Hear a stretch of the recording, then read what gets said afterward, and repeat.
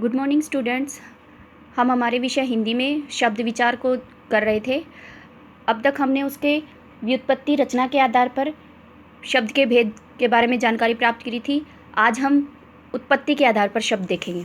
देखिए, पहले मैं कुछ जानकारी आपको इसके बारे में देती हूँ। स्रोत का अर्थ होता है उत्पन्न होने का स्थान, जहाँ से शब्द उत्पन्न हुए हैं।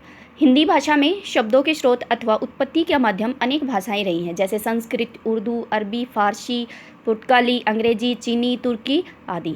वर्तमान समय में भी दूरसंचार के साधनों के व्यापक प्रयोग के कारण नए नए शब्द इसके शब्द भंडार में जुड़ रहे हैं। इसी तरह जहाँ से शब्द लिए गए हैं उन्हें ही उत्पत्ति के आधार पर शब्द कहते हैं।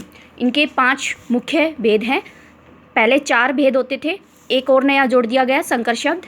देखिए, पहला है हमारा तत्सम शब्द। तत्सम शब्द वे जो संस्कृत भाषा से लिए गए हैं। तत् मतलब तत् का अर्थ होता है उसके, और सम का अर्थ होता है समान, उसके समान। स्पष्ट है कि संस्कृत भाषा के ऐसे शब्द जो अपने मूल रूप में हिंदी में प्रयोग किए जाते हैं तत्सम शब्द कहलाते हैं, जैसे ग्राम, आश्रम, आश्रय, गृह, क्षेत्र आदि। अगला हमारा तद्भव। तत् उससे भव पैदा हुआ। स्पष्ट है कि ऐसे शब्द जो मूल रूप से संस्कृत शब्द है परंतु हिंदी में प्रयोग किए जाने पर जिनका रूप बदल गया है तद्भव शब्द कहलाते हैं। देखिए, तत्सम वे शब्द थे जो संस्कृत के ज्यों के त्यों हिंदी भाषा में लिए गए हैं, और तद्भव शब्द वे होते हैं जो संस्कृत भाषा से लिए गए लेकिन कुछ बदलाव के साथ। जैसे ग्राम तत्सम शब्द था, इसका बदला हुआ रूप हो गया गाँव। आश्रय होता है आसरा, गृह घर, क्षेत्र खेत। इस तरह इनके बदले हुए रूप हमने हिंदी भाषा में लिए हैं, वो तद्भव शब्द कहलाते हैं। आगे देखिए, देशज। देशज जो देश से उत्पन्न हुए हैं, अर्थात देश में जो जन्मे हैं। ऐसे शब्द जो देश के विभिन्न प्रांतों, जातियों, बोलियों आदि से हिंदी में आ गए हैं, देशज शब्द कहलाते हैं। इनका मूल रूप संस्कृत में नहीं मिलता, इसलिए हिंदी के अपने शब्द भी कहते हैं, जैसे पेट, गाड़ी, झुग्गी, लोटा, पगड़ी, ठोकर आदि। ये जो देशज शब्द है। विदेशी शब्द विदेश से संबंधित जो शब्द विदेशी भाषा से हिंदी में आ गए हैं विदेशज शब्द कहलाते हैं, जैसे motor, doctor, nurse, school, car, college, जहाज, इनाम, फौज, कागज, जमींदार, बदनाम, अलमारी, संतरा, साबुन, चाबी। तुर्की के शब्द जैसे चम्मच, कारतूस, कैंची। चीनी भाषा के शब्द जैसे लीची, चाय, पटाखा, चीकू आदि। ये सब विदेशी शब्द हैं। आगे देखिए, संकर। संकर अर्थात मिला हुआ। जो 2 भिन्न भाषाओं के शब्दों के मेल से बने शब्द हैं वो संकर शब्द कहलाते हैं, जैसे नुकसानदायक।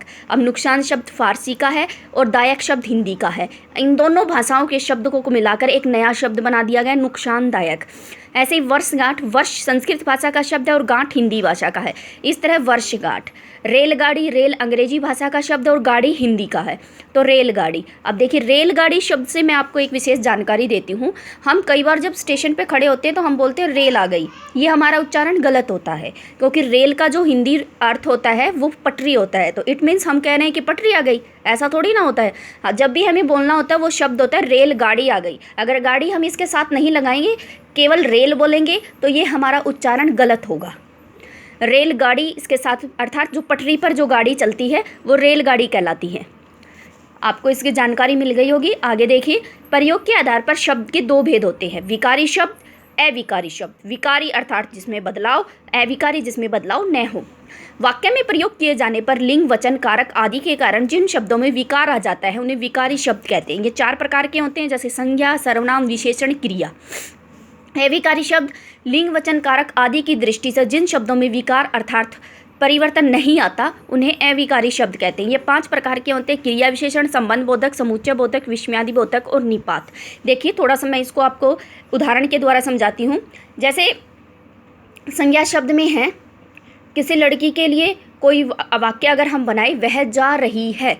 रही है, देखो उसके लिंग के कारण उसकी जो क्रिया है वो बदल गई है। और अगर हम इसको पुल्लिंग में करें तो वह जा रहा